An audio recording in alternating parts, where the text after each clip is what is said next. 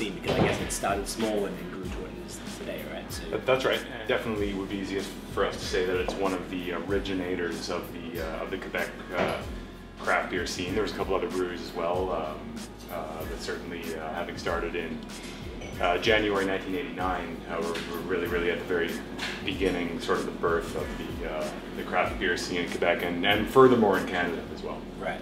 The growth though, did it happen quite quickly?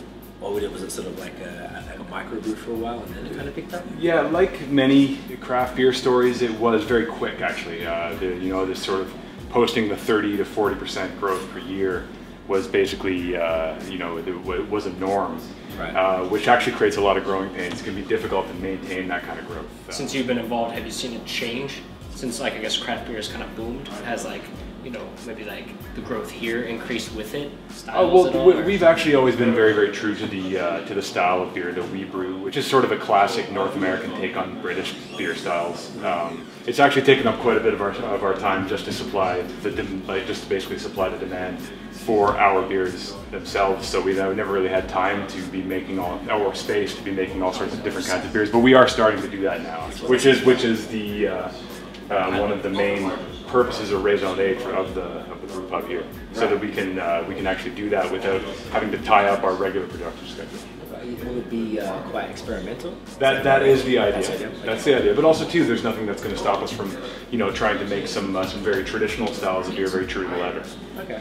As far as the competition, where do you guys sort of sit? Are you guys sort of mainly at the point where the main competitors are the macros, or would you consider saying a bar macro? I wouldn't consider us really to be a macro. I mean, we are relatively close to a regional size brewery, but we do retain our craft beer roots. We make the beer exactly the same as we always used to do. I would say, the closest thing to a competitor for us would be the other large Quebec microbreweries. So you guys all around Canada, and you see how you've sort of got any new markets you're trying to focus on? We're working on the United States, for example.